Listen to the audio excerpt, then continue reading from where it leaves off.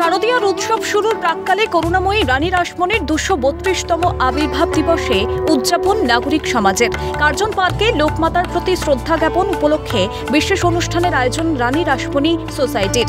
ত্যাগ, শুভবুদ্ধি আর দেশপ্রেমের ত্রিবেণী সঙ্গম রানী রাসমণি মেয়েদের আত্মনির্ভর করে তোলার পাশাপাশি প্রজার সুখে দুঃখে পাশে দাঁড়ানোর মহানুভবতা আজীবন প্রতিফলিত হয়েছে তার চরিত্রে। শুধু সমাজ রক্ষা নয়, আমৃত্যু রানী নিয়োজিত থেকেছেন সমাজ সংস্কারের কাজেও।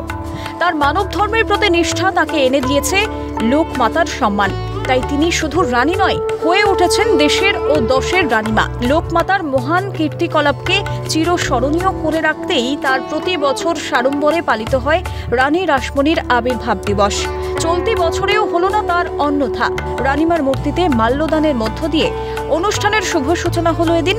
যদিও সাম্প্রতিক পরিস্থিতির পরিপ্রেক্ষিতে জাঁকজমক ছাড়াই অনুষ্ঠান পালনের সিদ্ধান্তের কথা জানালেন রানী রাসমণির উত্তরসূরি কুশল চৌধুরী।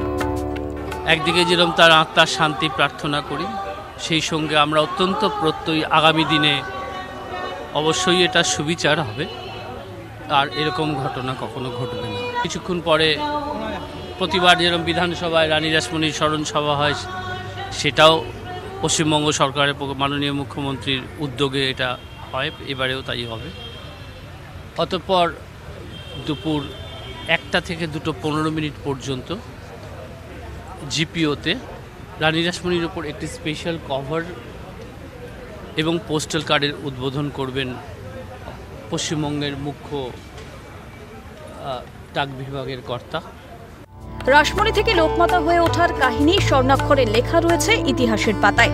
সমাজের প্রতি ধর্মপ্রাণা রাসমণির অবদান আজও ভোলেনি বাঙালি। শনিবারের সকালে যা আবারও প্রমাণ করল রানী রাসমণি সোসাইটি। এই রানী রাসমণির তার অবদান, তার সমাজের প্রতি অবদান, মেয়েদের প্রতি অবদান, সেগুলোকে মাথায় রেখে এই অনুষ্ঠানের অনুষ্ঠান আয়োজন করা হয়েছে। এবং কাদম্বিনীর ঘটনার ক্ষেত্রে যে ঘটনা ঘটেছে তার প্রতিবাদ করেই এই অনুষ্ঠানের কিছুটা কাটছাঁট করা হয়েছে ঠিকই, তবে যে যতটুকু অনুষ্ঠান করা ততটুকুই অনুষ্ঠান করছেন রানী রাসমণি সোসাইটি। ক্যামেরায় জনি মণ্ডলের সাথে অভিরূপা হাজরা, ক্যালকাটা নিউজ।